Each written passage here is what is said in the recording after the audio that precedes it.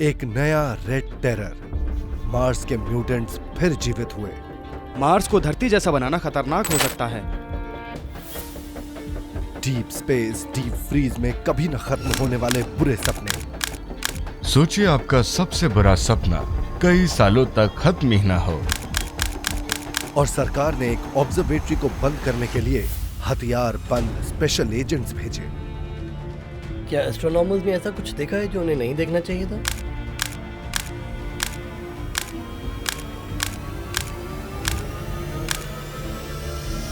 आप देख रहे हैं नासाज अनएक्सप्लेन्ड फाइल्स। 26 नवंबर 2018, मंगल ग्रह। नासा का इनसाइड प्रोब रेड प्लैनेट यानी मंगल ग्रह के पास पहुंच गया और एलिजियम प्लेनिशिया पर उतरा। वो लैंडर्स और ऑर्बिटर्स के बढ़ते हुए रेजिमेंट में शामिल हो गया। जो डेटा ये देते हैं उससे वैज्ञानिकों को यह पता चलेगा कि अगर इंसान मंगल ग्रह पर रह सकते हैं तो कैसे और कब। प्लैनेट को बदलने के लिए कुछ बहुत बड़ा करने की जरूरत है जिससे वो रहने लायक बन सके। कीमत बहुत बड़ी है। लिटरली एक पूरा प्लैनेट आबाद होने के लिए तैयार है। कई लोगों के हिसाब से न सिर्फ ऐसा हो सकता है बल्कि होना चाहिए। कुछ लोगों का मानना है कि हमारा प्लैनेट बहुत बड़े खतरे में है और एक दिन हमें धरती छोड़नी पड़ेगी। धरती हमेशा के लिए नहीं रहेगी, इसीलिए जिंदा रहने के लिए हमें मार्स पर जाना ही होगा। पृथ्वी के सामने आने वाले खतरों को बढ़ा चढ़ाकर बताना आसान है, लेकिन उन्हें अनदेखा करना बेवकूफी होगी। पृथ्वी पर हथियारों की विनाशकारी ताकत बढ़ रही है और पृथ्वी के करीब से गुजरने वाले एस्टेरॉइड्स की संख्या धीरे धीरे बढ़ रही है। ये कोई साइंस फिक्शन नहीं है। फिजिक्स के नियमों के हिसाब से ऐसा होने की पूरी संभावना है। विनाश का खतरा बना हुआ है। डायनासोर्स ने स्पेस पर जीत हासिल नहीं की और देखिए उनके साथ क्या हुआ। लेकिन मंगल ग्रह बिना लड़ाई के इंसान के हाथ नहीं लगने वाला। उसका एटमॉस्फेयर पृथ्वी से 100 गुना हल्का है। गर्मी बनाए रखने वाले इस इंसुलेटिंग ब्लैंकेट के बिना मंगल ग्रह का तापमान -225 डिग्री तक गिर जाता है। करीब 32 किलोमीटर की ऊंचाई पर रहकर ये कहें क्योंकि मैं ठीक हूं तो नहीं। आप ठीक नहीं, आप मर जाएंगे। आप 10 या 15 सेकंड से ज्यादा जिंदा नहीं रह पाएंगे। आपका शरीर जमकर सूखी लाश बन जाएगा। लेकिन मंगल ग्रह हमेशा से ऐसा नहीं था। बहुत से ऑब्जर्वेशंस हैं जो ये बताते हैं कि पहले मार्स की कंडीशंस लाइफ के लिए सही थी। एक समय में मार्स पर पृथ्वी जैसा ही एटमॉस्फेयर था। हमें पता है कि मार्स में ऐसी जगहें हैं जहां बहुत पानी भरा है, मतलब मिसिसिपी के फ्लो से 1000 गुना ज्यादा। आज मार्स पर ये पानी और गैस सतह के नीचे हैं। अगर उन्हें बाहर निकाल दिया गया तो एटमॉस्फेयर और लैंडस्केप में बुनियादी बदलाव आएगा। हम जानते हैं कि मार्स के पोलर आइस कैप्स में बहुत पानी और कार्बन डाइऑक्साइड भरा है और किसी दिन इंसान इनका इस्तेमाल एक एटमॉस्फेयर बनाने के लिए कर सकता है। पानी की भाप और carbon dioxide green house gases होती हैं। ये ऐसे एटमॉस्फेयर के लिए बेहद जरूरी चीजें हैं जो इंसानों के लिए फिट है। थियरी कहती है कि आइस कैप्स को पिघलना होगा, ग्रीन हाउस गैसेस को वापस मार्स के एटमॉस्फेयर में डालकर इस प्लैनेट को इतना गर्म बनाकर रखा जा सकता है कि हम इस पर जिंदा रह सकें। मार्शियन आइस कैप्स को पिघलाने के लिए कई आइडियाज हैं, जिनमें से ज्यादातर अनरियलिस्टिक, बहुत महंगे और प्रैक्टिकली नामुमकिन हैं।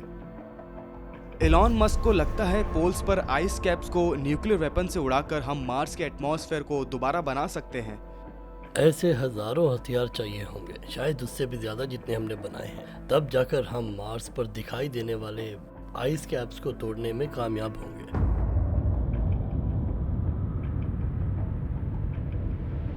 कुछ वैज्ञानिकों का मानना है कि मंगल ग्रह की चट्टानों से एटमॉस्फेयर बनाया जा सकता है।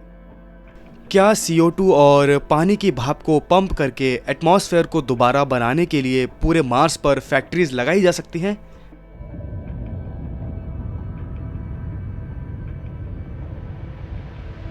हम पूरे प्लेनेट पर छोटी छोटी रोबोट फैक्ट्रीज लगा देंगे जिनमें ऊपर चिमनीज निकली हुई हों और चट्टानों को लेकर उन्हें केमिकली प्रोसेस करके ग्रीन हाउस गैसेस बनाएंगे, जिससे एक ऐसा एटमॉस्फेयर बन जाएगा जो पहले से मौजूद नहीं है। लेकिन अब बायोलॉजिस्ट ये मानते हैं कि मंगल ग्रह को बदलना पहले से बहुत आसान और कम खर्चीला है।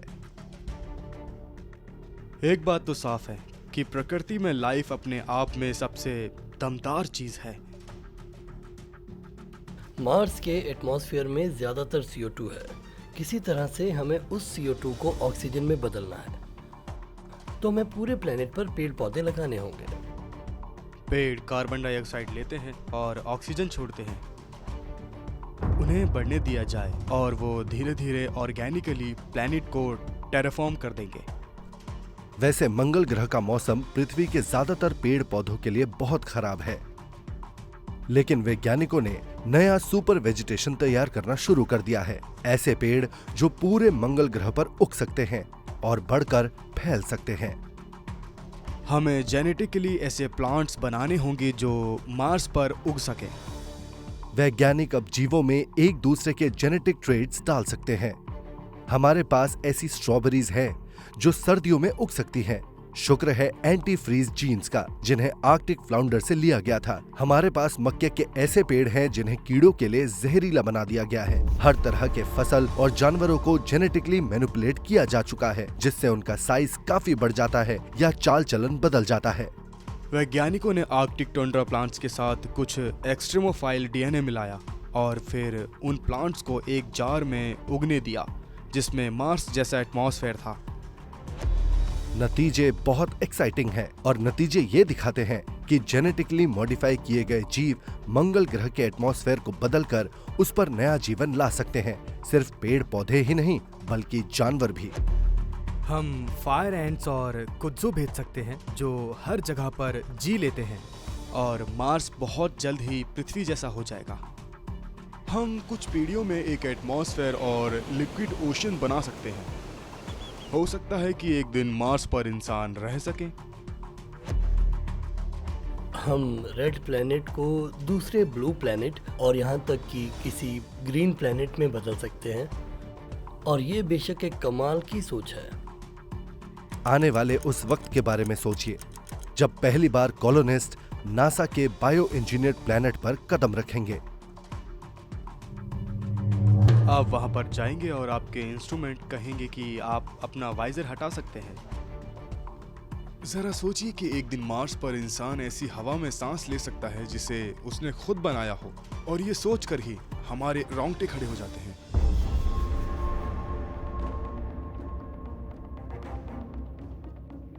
लेकिन हो सकता है एक्सप्लोरर्स नए मंगल ग्रह की जमीन का ज्यादा दिनों तक लुफ्त ना उठा पाए। कहीं हमारे सुपर फर्टाइल जेनेटिकली मॉडिफाई किए गए जीव मंगल ग्रह की लाइफ के संपर्क में आ गए तो क्या होगा?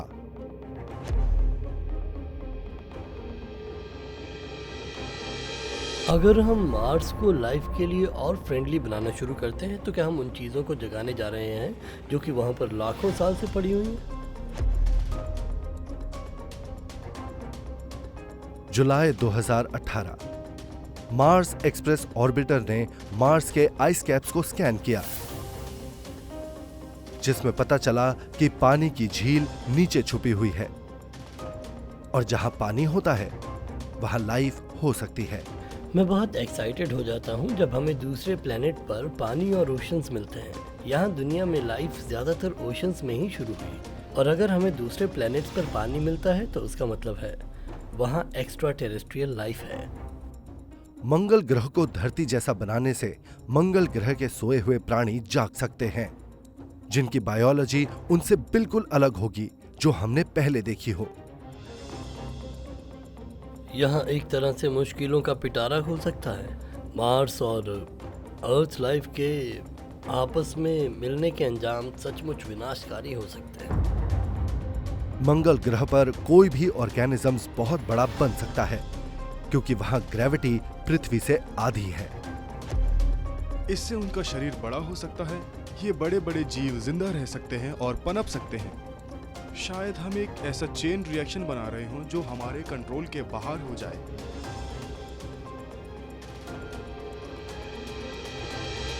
और ऐसा हो सकता है कि हम मार्स को बदलने के लिए जो कुछ भी वहां भेजें वो किसी तरह का आदमखोर एस्ट्रोनॉट को खाने वाला पौधा बन जाए जिसके दांत हों।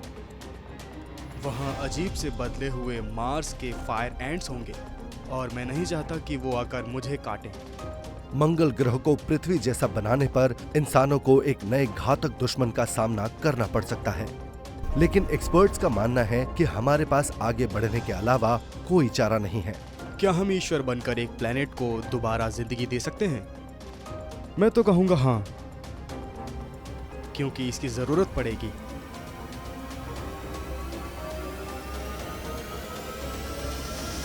जुलाई 1934, क्रेमलिन, मॉस्को।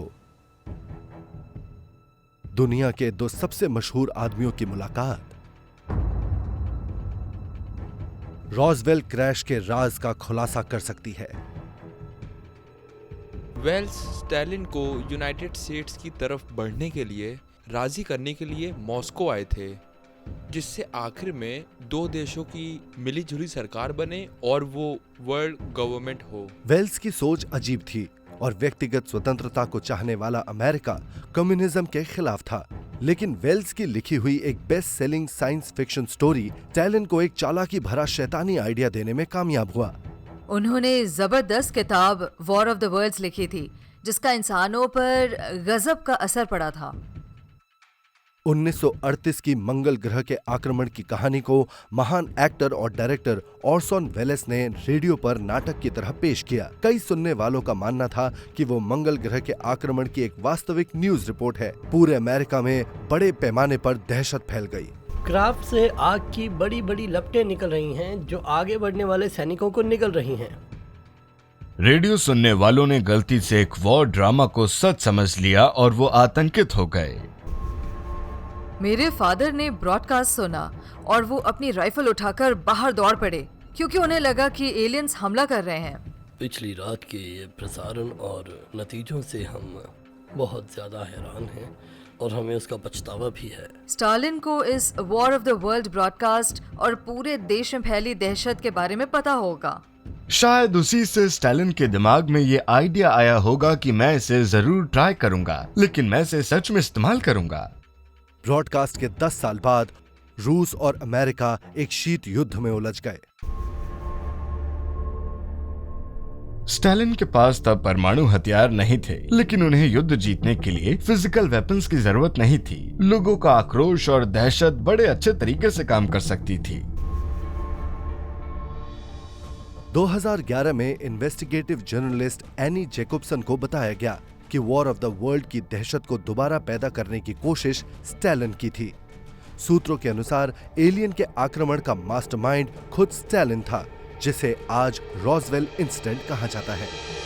एनी जैकोब्सन किसी को जानती थी जिसने 1978 में रॉसवेल प्रोजेक्ट के लिए एरिया 51 में काम किया था। उसके पास वाकई क्रेडेंशियल्स थे और वो भरोसेमंद था। 8 जुलाई 1947 में रॉसवेल, न्यू मैक्सिको में एक यूएस मिलिट्री ऑफिसर ने प्रेस में ये घोषणा कर दी कि एयरफोर्स के लोगों को एक दुर्घटनाग्रस्त उड़न तश्तरी मिली है जो 200 गज चौड़े एक इलाके में मलबे के निशान छोड़ गई है। 24 घंटे के अंदर कहानी रहस्यमय तरीके से बदल गई। अगले दिन मिलिट्री अपने बयान से मुकर गई और कहा कि वो सिर्फ एक वेदर बलून था। वो लोग उस क्रैश को छुपा रहे थे जिसमें एक एक्स्ट्रा टेरेस्ट्रियल क्राफ्ट का हाथ नजर आता था। जैकोब्सन के सूत्र ने उस बात की पुष्टि की जो लंबे समय से कई लोग सोच रहे थे कि ये कोई वेदर बलून नहीं था, लेकिन स्पेस से आई हुई कोई उड़न तश्तरी भी नहीं थी। उस सूत्र का कहना था ये एक नाजी एयरक्राफ्ट था जिसे सोवियत संघ ने कब्जा करके चलाया था। जेकबसन के सूत्र के हिसाब से जो एयरक्राफ्ट क्रैश हुआ था वो असल में एक मॉडिफाइड हॉटन हो 229 एक्सपेरिमेंटल एयरप्लेन था, जिसे 1945 में नाजीज ने बनाया था। HO-229 एक क्रांतिकारी जेटपॉट फ्लाइंग विंग था, जिसे देखकर बाद में B-2 स्टेल्थ बॉम्बर बनाया गया। सूत्र का कहना था कि द्वितीय विश्व युद्ध के अंत में स्टालिन की सीक्रेट सर्विस ने उस टेक्नोलॉजी पर कब्जा कर लिया था। सही कहानी ये है कि वो कोई सॉसर नहीं था, वो एक फ्लाइंग डेल्टा, एक फ्लाइंग वेज था। एरिया 51 के एक गुमनाम इंजीनियर ने एक और चौंका देने वाला खुलासा किया। मलबे में अजीब सी दिखने वाली लाशें थीं, लेकिन वो एलियंस की नहीं थी। उन्होंने कहा कि वो बच्चे थे जिन्हें जेनेटिकली बनाया गया था जिससे कि वो एलियन जैसे दिखाई दें।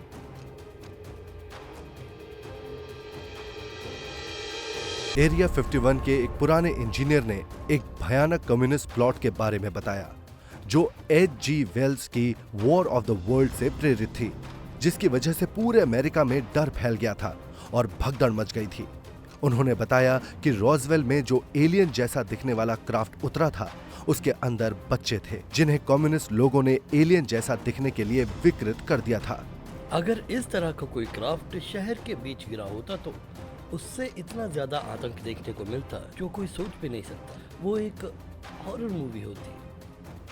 अगर ये स्टालिन का कोई बड़ा प्लान था तो वो नाकाम रहा, क्योंकि अमेरिकी सरकार ने 24 घंटे के अंदर इस कहानी को खत्म कर दिया था। वहां कोई तहलका नहीं मचा, लोगों में कोई बवाल नहीं हुआ।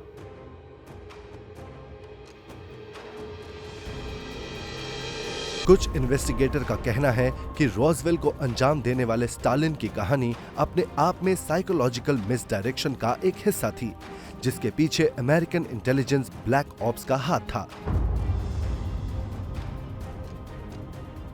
और उन्हें एक बार फिर एक साइंस फिक्शन बुक से आइडिया मिला।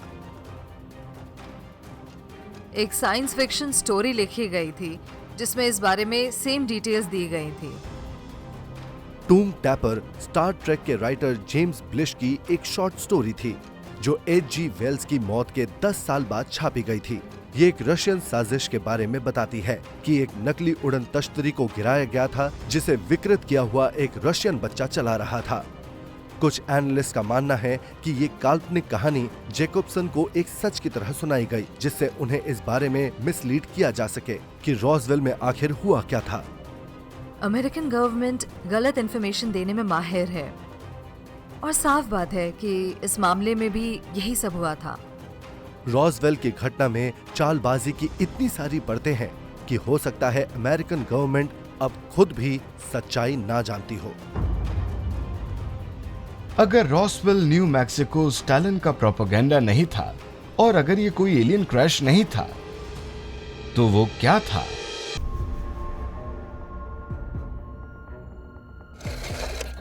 सितंबर 2018 हथियारबंद FBI एजेंट से भरे हुए Black Hawk helicopters New Mexico के लिंकन फॉरेस्ट माउंटेन्स में उतरे।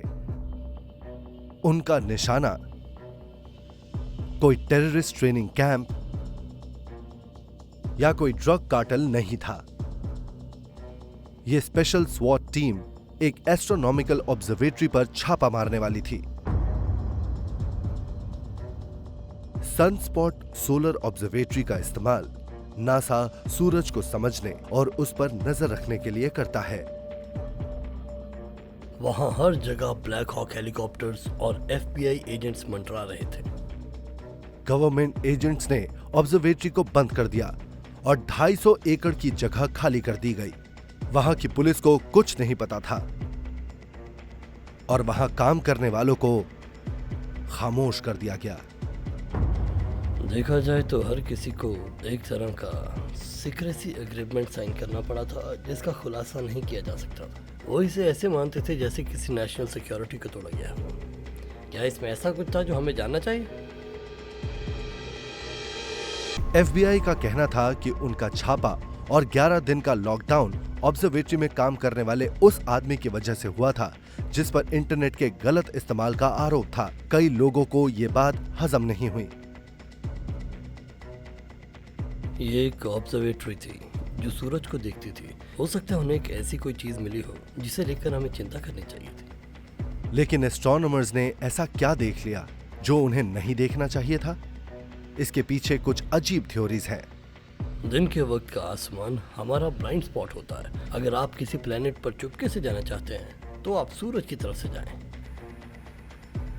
मिलिट्री में स्ट्रैटेजी बनाने वालों ने अचानक हमला करने के लिए हमेशा चमचमाती धूप का इस्तेमाल किया है।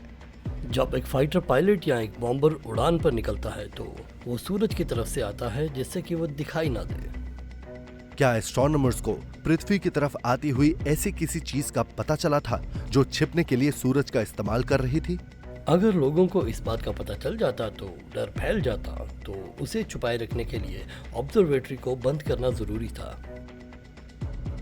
लेकिन किसी और ऑब्जर्वेटरी या मॉनिटरिंग स्टेशन ने ऐसी कोई खबर नहीं दी कि कोई संदिग्ध चीज पृथ्वी की तरफ बढ़ रही है। कुछ रिसर्चर्स का कहना था कि उस सोलर ऑब्जर्वेटरी को किसी खास और बहुत जरूरी काम की वजह से बंद किया गया है, और वो है सोलर एक्टिविटी का चार्ट बनाना।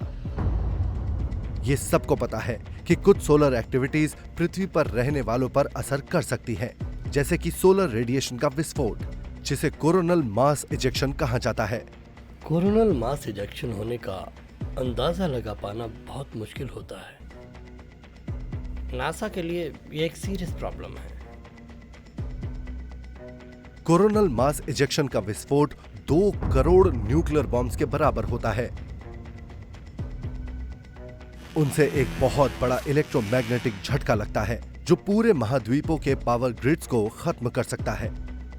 एक सोलर इवेंट के आने से धरती और स्पेस दोनों का जो नुकसान होगा वो विनाशकारी हो सकता है।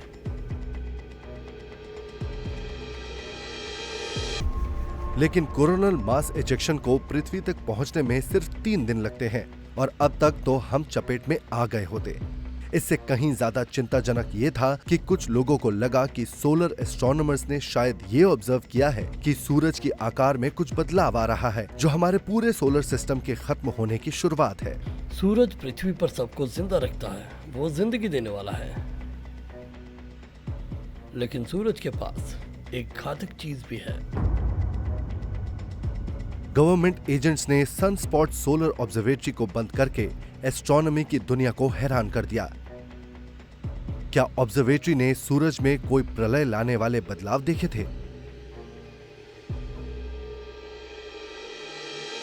जब सूरज हाइड्रोजन को हीलियम में बदलता है तो वो एक बहुत बड़े एच बॉम्ब की तरह काम करता है, ओके?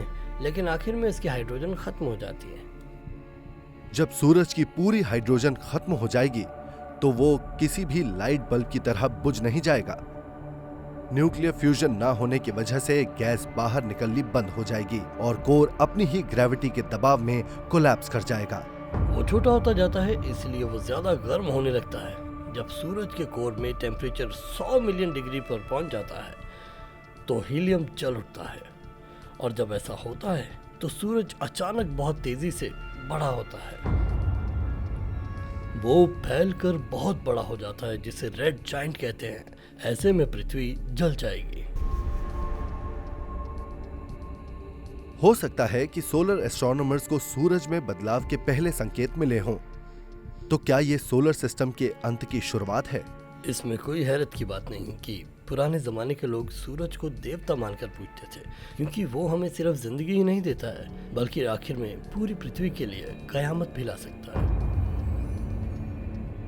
ज्यादातर एस्ट्रोनॉमर्स का मानना है कि हमारा सूर्य फिलहाल स्थिर है और उन्हें उम्मीद है कि ये अरबों साल तक स्थिर रहेगा। लेकिन एस्ट्रोनॉमर्स जानते हैं कि सूरज जैसे तारे ब्रह्मांड में कहीं और कभी भी कुछ भी कर सकते हैं, और इसकी कोई गारंटी नहीं है कि हमारा सूरज अचानक हमें चौंका नहीं सकता। FBI ने खतरनाक इंफॉर्मेशन को दबाने और दुनिया में बड़े पैमाने पर डर फैलने से रोकने के लिए ऑब्जर्वेटरी को बंद किया होगा। सोलर सिस्टम में सूरज सबसे खतरनाक चीजों में से एक है, और हम अब भी इसके बारे में सब कुछ नहीं जानते हैं। सनस्पॉट ऑब्जर्वेटरी के बंद होने के 11 दिन बाद उसे दोबारा खोल दिया गया और वो फिर सूरज पर नजर रखने लगी।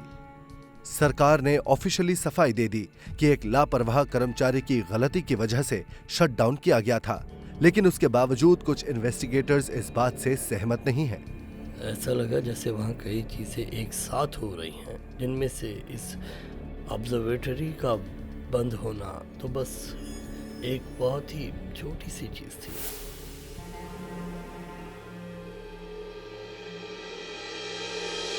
मई 2016 नासा के वैज्ञानिकों ने एस्ट्रोनॉट्स को सालों, दशकों या फिर सदियों दूर की दुनिया में भेजने की समस्या का एक क्रांतिकारी सॉल्यूशन बताया।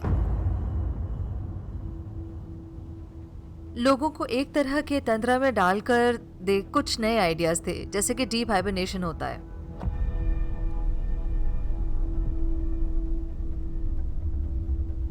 क्रायो स्लीप में आपको उतनी सप्लाईज की ज़रूरत नहीं पड़ती है, आपको उतनी ऑक्सीजन, खाना और पीना नहीं चाहिए होता है। इसमें एक लंबे सफ़र के वक्त क्रू की हेल्थ को बचाया जाता है, जिससे वो अपने डेस्टिनेशन पर पहुंच जाएं और वहां हेल्दी रहकर काम कर सकें। क्रायो स्लीप फ्रोजन स्लीप होती है, जिसमें एस्ट्रोनॉट्स को उनके लंबे सफर के दौरान डीप फ्रीज में रखा जाता है। इसमें इंसान स्नैपशॉट की तरह जम जाता है और तब तक कुछ नहीं बदलता जब तक कोई आकर उन्हें उठाता नहीं है। पर इंसानों को बर्फ पर रखना बहुत खतरनाक है। किसी जिंदा इंसान को खाने के सामान की तरह जमाया नहीं जा सकता।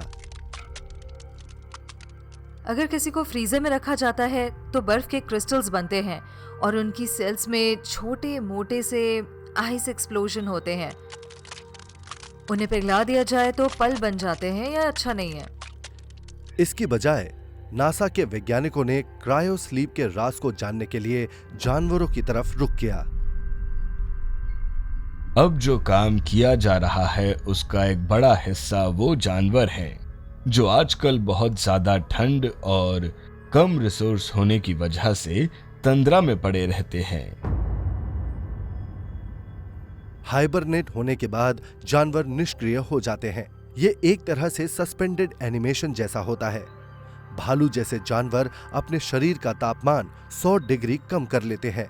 उनका मेटाबॉलिज्म धीमा करके वो कम खाने और पानी पर जी लेते हैं और निष्क्रियता का एस्ट्रोनॉट्स के शरीर को उस वक्त बहुत फायदा होता है जब वो स्पेस के 2 जानलेवा खतरों का सामना करते हैं। उन्हें टॉर्पर में डाल देने से वो रेडिएशन का सामना करने के काबिल हो जाते हैं। उनकी हड्डियों को कम नुकसान होता है और स्पेस में लंबे समय तक जिंदा रहने के लिए ये चीजें बहुत जरूरी हैं। रिसर्चर्स ऐसी दवाओं और ऐसे खास चैम्बर्स पर काम कर रहे हैं जो इंसानों को भालू की तरह हाइबरनेशन में ले जा सके। इंटरनेशनल स्पेस स्टेशन में पहले ही ऐसे पॉड्स लगाए गए हैं जिसमें लोग जा पाएं और उनकी नाक के अंदर कूलेंट स्प्रे किया जाएगा, जिससे उनका बॉडी टेम्परेचर कम हो जाएगा और वो हाइबरनेशन में चले जाएंगे। उस वक्त भी इंसान जिंदा रहता है, उसकी बॉडी का मेटाबॉलिज्म काम करता है, बस वो बहुत ज्यादा स्लो हो जाता है। नासा पूरे क्रूज को हाइबरनेशन में डाल सकता है। उनके शरीर में ड्रिप के जरिए जरूरी पोषक तत्व पहुंचा दिए जाते हैं। उनकी फिजिकल हेल्थ की निगरानी और देखभाल रोबोट्स करते हैं। एस्ट्रोनॉट्स के शरीर लंबे समय तक जिंदा रह सकते हैं, लेकिन उनके दिमाग का क्या होगा?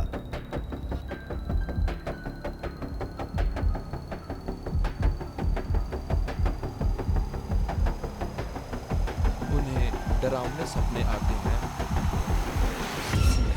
लेकिन वो क्रायो स्लीप में होते हैं, इसीलिए जाग नहीं सकते। क्या ये सपने लगातार आते रहेंगे हमेशा के लिए?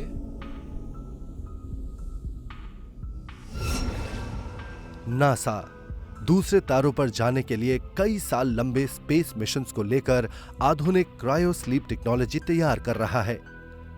लेकिन कई साल हाइबरनेशन में रहने के बाद एस्ट्रोनॉट्स के साथ क्या होगा? ये उनके शरीर को हेल्दी बनाकर रखेगा और उनके दिमाग के साथ क्या होगा? किसी को हाइबरनेशन में डालने का खतरा ये है कि वो एक एक्टिव प्रोसेस होता है। मतलब ऐसे में दिमाग काम करना बंद नहीं करता है। दरअसल इसमें दिमाग चलता रहता है। इसमें इंसान के कॉन्शियसनेस के साथ क्या होता है, उसके सपनों के साथ क्या होता है। क्रायो स्लीप में कोई जाग नहीं सकता। अगर वो जाग नहीं सकता तो क्या उसे सपने आते होंगे? जितनी देर हम सोते रहते हैं, हमारा दिमाग उतना ही इंटेंस सपनों में चला जाता है। ये अनुभव असली जिंदगी से अलग नहीं लगते और हर सपना खुशनुमा नहीं होता। अपने सबसे खराब बुरे सपने के बारे में सोचिए और सोचिए कि वो कभी खत्म ही ना हो। डरावने सपने हमारे सबसे बुरे वक्त को, सबसे खतरनाक डर को जिंदगी में ले आते हैं। गिरना, डूबना, पीछा किया जाना।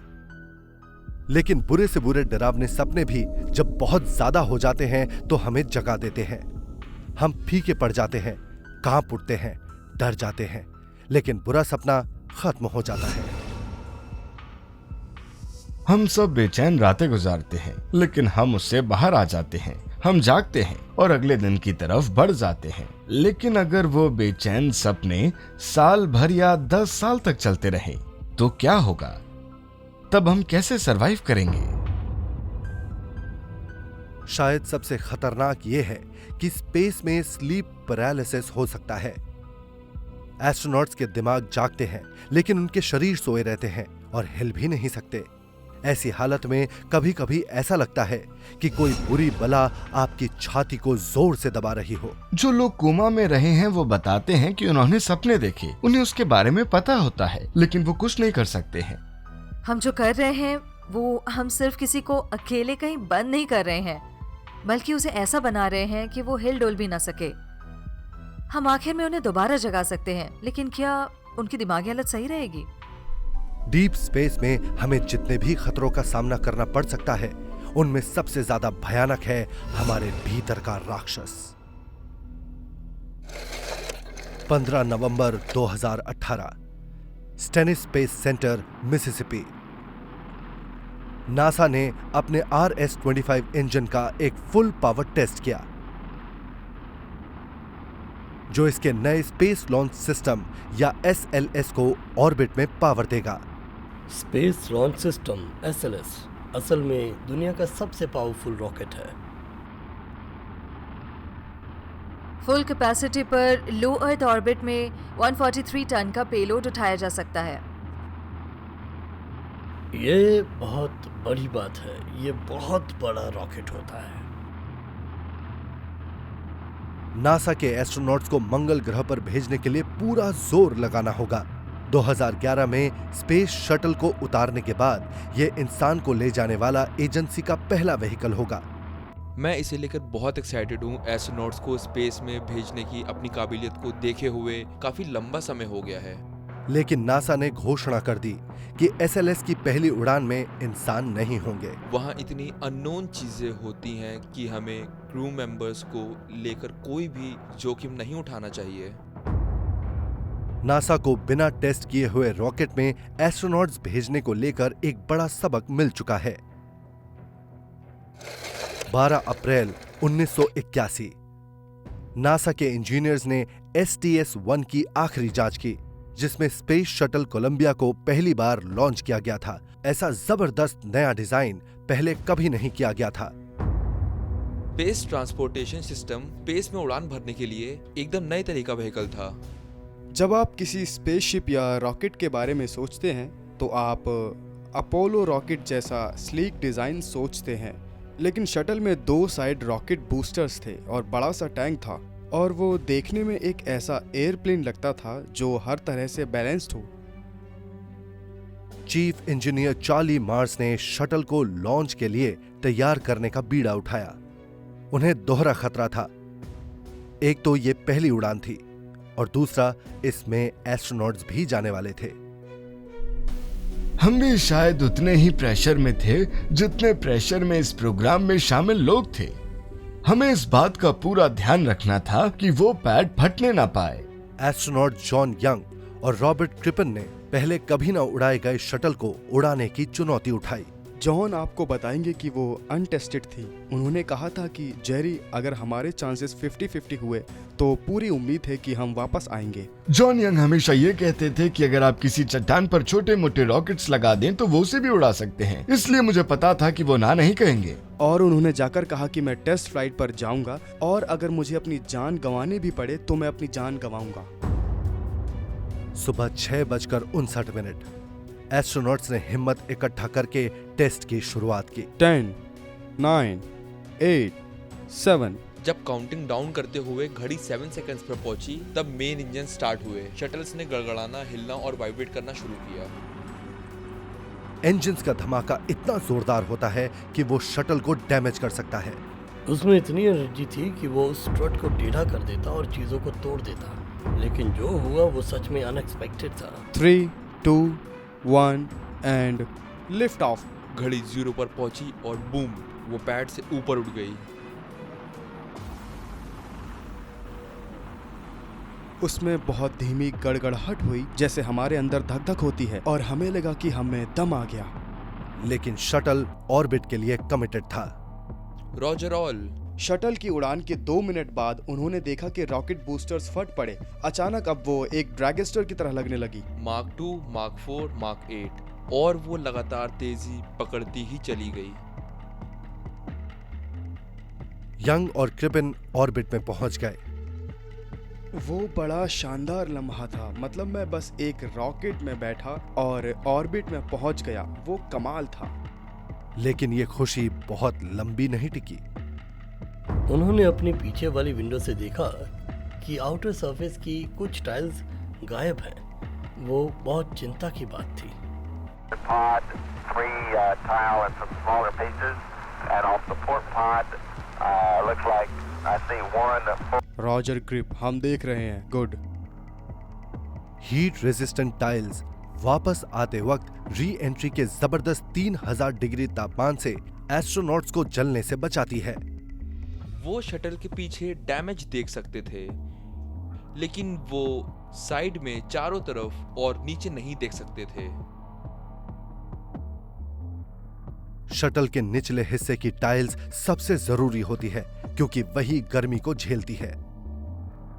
शटल के नीचे वाले उन प्रोटेक्टिव टाइल्स के बिना वो मौत का जाल बन जाता है।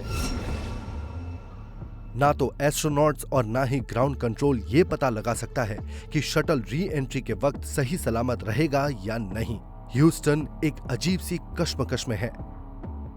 ऐसे में 2 ही चॉइसेस होती है। आप ऑर्बिट में रह सकते हैं या आपकी ऑक्सीजन खत्म हो जाएगी, वरना आप री एंट्री पर आकर जल जाएंगे।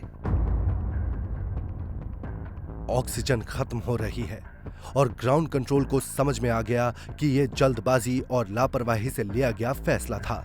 क्रू को डी ऑर्बिट बर्न करने के लिए आगे बढ़ने की इजाजत दी गई। ऐसा लगा जैसे नासा उनकी जिंदगियों के साथ बहुत बड़ा जुआ खेल रहा था। लेकिन ज्यादातर देखने वालों को ये पता नहीं था कि नासा के ये पायनियरिंग एस्ट्रोनॉट्स अकेले नहीं थे।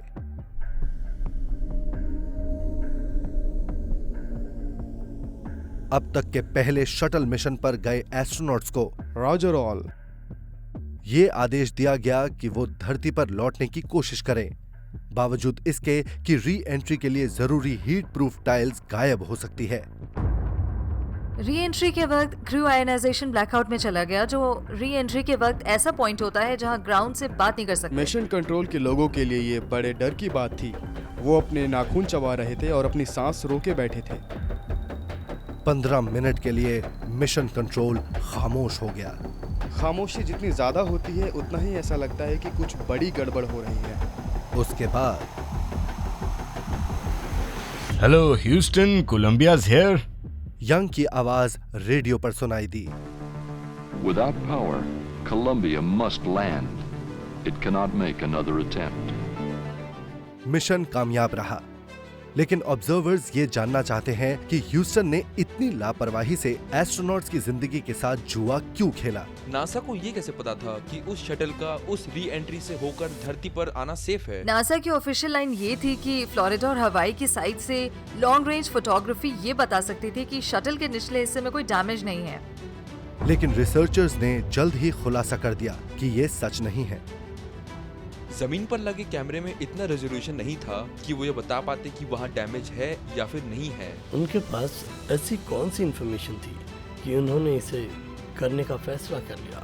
इसके बारे में वाकई किसी को नहीं पता। इन्वेस्टिगेटर्स ने शटल की उड़ान के प्लान को एनालाइज किया और पता चला कि क्रिपिन और यंग जब स्पेस में थे तो उन्हें एक अजीब पैंतरा आजमाने के लिए कहा गया था।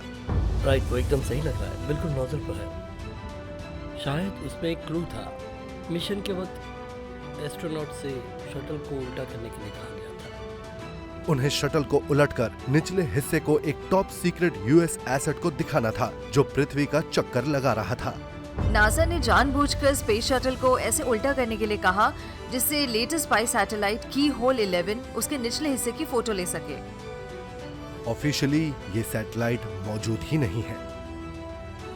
1981 में की होल सैटेलाइट्स का ग्राउंड ऑब्जर्वेशंस में कोई जवाब नहीं था। उनके पास 8 फुट के डायमीटर का एक बड़ा आईना था जिसकी वजह से वो जमीनी चीजों की जबरदस्त डिटेल ले सकते थे। टॉप सीक्रेट की होल 11 को सोवियत संघ के मिलिट्री के बेरहम चाल चलन पर बारीकी से नजर रखने के लिए बनाया गया था। ये पहला अमेरिकन स्पाई सैटेलाइट था जो फोटो लेकर उसे धरती पर भेज सकता था, जिससे आप रियल टाइम की फोटो ले सकते थे। शटल को देखने के लिए की होल 11 को दोबारा टारगेट करना अमेरिका के लिए एक जुआ था, क्योंकि इससे पेंटागन सोवियत ट्रूप्स की हलचल को कुछ देर के लिए नहीं देख पाता। ये एक बहुत बड़ा जोखिम था। एनआरओ सैटेलाइट पोलर ऑर्बिट थी और उसके बाद शटल का उसके ऑर्बिट में होना और भी इक्वेटोरियल था। इसलिए आखिर में उन्होंने इस पहले एक्ट को करने का एक तरीका निकाला कि अगर आप चाहें तो कर लें। सैटेलाइट और शटल स्पेस में करीब 28,163 किलोमीटर प्रति घंटा की रफ्तार से अलग अलग दिशाओं में घूम रहे थे। ये रफ्तार सारे मूविंग टारगेट से ज्यादा थी। ये ऐसा था जैसे आप साइड में खड़े हो और आप एक बेसबॉल को तेजी से हिट कर रहे हो। यंग और क्रिपन बड़ी कुशलता से शटल को घुमाकर पोजीशन पर ले आए। स्पाई कैमरा ने उसके फोटो ले लिए। मिशन कंट्रोल ने फोटोज डाउनलोड किए। अजीब बात ये थी कि ये काम कर गया। नासा टीम शटल का निचला हिस्सा देखकर ये पता लगा सकते थे कि वहाँ हीट शील्ड में कोई डैमेज नहीं है। आखिर में उन्होंने शटल को वापस आने की इजाजत दे दी। Just down, welcome welcome welcome home Colombia, beautiful beautiful. पहली उड़ान के हिसाब से किस्मत ने उनका साथ दिया, क्योंकि ऐसी कई चीजें थी जो हो सकती थी। थैंक गॉड वो नहीं हुई। जॉन बहुत ही अनइमोशनल आदमी थे, लेकिन स्पेस शटल से उतरने के बाद उन्होंने धरती को चूमा, क्योंकि पहली बात वो जिंदा थे और दूसरी बात हमने उस स्पेस शटल को उड़ाकर एक लाजवाब काम को पूरा किया था। ये गजब की कहानी थी और कमाल की बात ये थी कि हमने कोलंबिया को नहीं खोया।